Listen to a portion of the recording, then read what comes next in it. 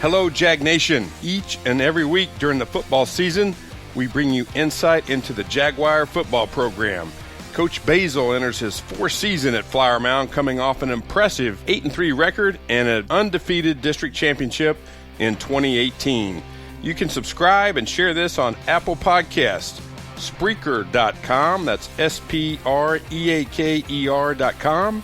Google Podcasts, Spotify, and soon on iHeartRadio. This is presented by the Flower Mound Jaguar Football Booster Club. Jag Nation football with Coach Basil starts now. I'm John Piper, and each and every week joined by Coach Brian Basil. We are recording here at the field house on Flower Mound's campus. There's a sub-varsity game going on right outside the door here. Welcome, Coach Brian Basil. Thanks for having me. Appreciate you being here. Well, I know you're probably being tugged out there to see what the future of Flower Mound football looks like, so I won't keep you too long, I promise. But it's been a special couple days around here. Senior night. It's been your birthday, the last, I think you had a birthday over the weekend. Yesterday. So between senior night and not only is it special for the seniors, for you and the staff, but your own son, Caden. I saw a picture, you and Michelle, Caden, coming out of the tunnel. And I know most of the time you're in coach mode, but there at least for a little bit you were in dad mode. Yeah, that was a lot of fun. I think those senior nights, the kids are focused on the game, and I don't know that the kids understand how special that is for the parents, and it is a really neat deal. And I got to experience that for the first time. And I think when you realize as a coach that each of those kids have parents that are invested and they trust us with the time that we have them, and of course we spend so much time with them. But seeing that from a parent perspective really lets you know how special of an event that is, how special their senior year is. It really changes your perspective. I think it's helped me be, continue to learn as a coach that the kid and what they invest in it, and that's the parents invest in it a lot too. And they come to games and they watch them, they cheer for them, they wear their jerseys, and so being a part of that was neat, and to have that perspective and to be able to do that was fun for our family. It was pretty special for us, and I'm so grateful I got to do it. Well, also, coming off a win, too, it secures a spot in the postseason, which is obviously a goal of yours each and every season. And but there's still a few things up in the air. You win Thursday night, and you play the Keller Indians. If you don't win, it's a little up in the air. Yeah, if we don't win, then we still have to have some things play out to determine whether we play the number 1 seed or the 3 or 4 seed. So, we want to take care of business and really we want to go win just because it's the next game. I mean, I think that's a message that we really communicate to our kids each and every week, is that it's the next game, and you work so hard to go out and to play well, and I think you learn a little bit more about your team every time you get an opportunity to go compete. So there's a lot of things that keep it special because of that. Obviously, we knew last week going in, it was a must-win game. We've got to win this game to go to the playoffs. Well, that focuses you a little bit. I think there are kind of little things you can motivate your kids about. Obviously, winning the game gets you a little bit better seeding and positioning. So you really want to do that. But I think just enjoy the game, enjoy playing the game, enjoy competing at the highest level. That always is a message each and every week. There's some little subplots that go in there, but I think that's the overlying message for us is we want to go out and play well.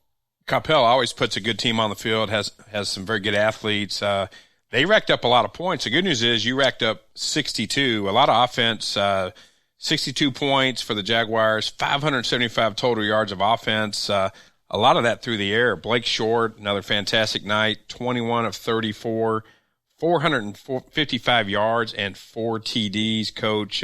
Wow, what else can you say about his performance on senior night?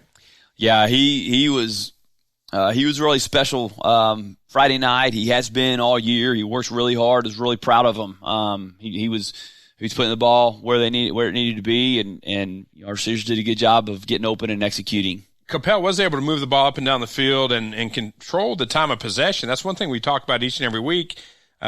Jaguars are scoring just more frequently. Doesn't take as many plays or as much time, but your opponents are having more plays from scrimmage, more time of possession, but you end up winning the score. What's going to be some of the things that the defensive side of the ball is going to have to do to slow down the opposition this week and moving into the playoffs? Well, defensively, we played really well at times. The thing that hurts us a little bit is giving up some big plays, and we've got to understand the focus of each and every play, reading our keys. We have some guys that are good players back there and has made some good plays, and and there were times where they made some tough catches in tough spots where our guys are in the right place, and that's all you can ask is continue to compete. Our offense, you'd mentioned, we had some explosive plays where we chew up a lot of yards pretty quickly, and we score with very, very little time taken off the clock. So a lot of times our defense, a lot of times you don't want to, as an offense, you don't want to go 3 and out because it puts your defense back on the field. Well, there's sometimes we score in 3 or 4 plays, and then the defense still have to go out there. I think we still played close 90 snaps or more on defense, and so when you give an opponent a lot of possessions like that and a lot of opportunities, you just have to really stay locked in every single play. That takes a lot of discipline to stay focused and locked in. We've had some guys hobbled up a little bit, and I think we've got, for the most part, back healthy. And when they get in a position too, when Coppell, who's very, very good at throwing the ball, has a lot of weapons out there, when they're behind, they get to where they throw it a lot more than what they typically would in their game plan. So, that becomes a deal where, the more opportunities they have and put the ball in the air, then the higher percentage of plays that they're going to make. But I think overall the thing that we need to do is we've really got to eliminate that big play where, they throw the ball downfield. I mean, they're going to catch some, but, there's times that we're out of position, and I think most of that is just to simplify things, maybe back off the coverage a little bit, keep things in front of you, and be able to mix it up. Those are some things we've talked to our guys about. Well, you had a whole slew of defenders that had 5 or more tackles. Travis McFarland, Spencer Baltmanis, Stone Eby, Gabe Maxwell, Josh Johnson, Ty Overton, Colt Votney, Landon Colby, Markel Sessions. I mean, good effort by many of your defenders right there. Yeah. Our guys, we take pride in running the football. Their effort is tremendous. And, those are the things that excite you because we tell them, they hear us say every day, good things happen when you run into the football. And our guys believe in that and do that. Their effort has been outstanding, and you've really got to have that to play quality defense. Now, you travel back to a familiar spot. You play Irving MacArthur, where you coached for many years, for the last regular season game, last district game of the season. They come in 2-7. However, they'll want to finish strong. They're a 6A football team, so they've got some athletes. What will it take to beat that team this week? And also, what kind of emotions do you have when you go back and play at that place? Yeah, well, they're a well-coached football team, and they're aggressive. They do things offensively and defensively to really put some pressure on you. So we're going to have to do a good job with that. They've got some athletes that if they get the ball in space, they're capable of hitting some home runs. And so we've got to eliminate the big play.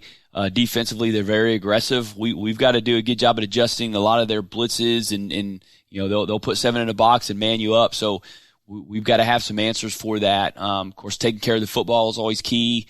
They've gotten some takeaways. They're very advantageous at trying to create possessions for their offense by getting after the football. So we've got to take care of the football, and for us defensively, we've got to get them to third down and get off the field and try to get some takeaways as well. I spent 13 years there altogether, 10 as a head coach and 3 as defensive coordinator, and have got a lot of great memories. A lot of great memories at that stadium. There's 2 coaches over there Brent Nickerson and Bobby Parsons that played there when I was a defensive coordinator. So I've coached those guys. They coached with me at MacArthur. Gilbert Fears, their offensive coordinator, and Julius Howard, their special teams coordinator, were on my staff at MacArthur. So love those guys. Got a lot of respect for them, and they're going to have their kids ready. They want to come out and play hard as well. And so it's always it is. It's tough, when you play people, you want to win the game, no doubt. And there's you have a little bit of that extra bonus there on it because we're going to talk after the games. We're going to see each other during the course of the year just because we're friends. And so you want to go out and you want to win. And but MacArthur was a great place.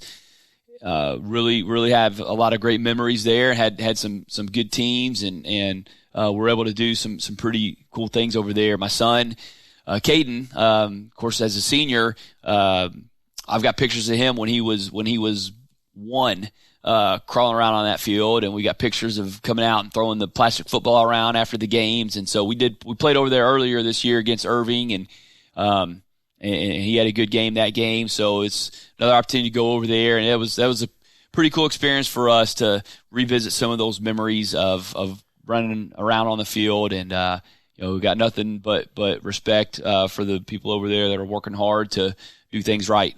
The coaching fraternity is special, especially here in Texas. So it's really cool to hear those stories and how the relationships are interwoven. We talked earlier in the season about Coach Atkinson, how he introduced you and your wife, and just the storylines and the relationships that are built lifelong, and coaches that continue to come back even when they retire and invest in programs and donate their time and expertise to young coaches is really special.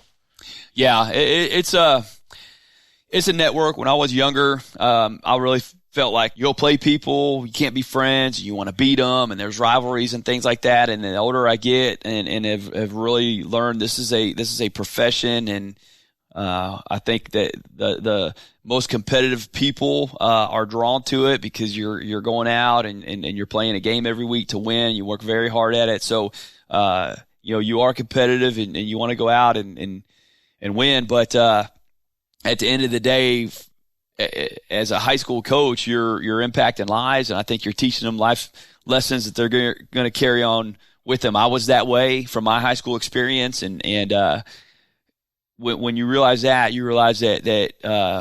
everybody's doing the same job, and it doesn't matter what school you're at or what level you're at, but you're making an impact on kids, and it's you see a lot of people that are out there and doing it right.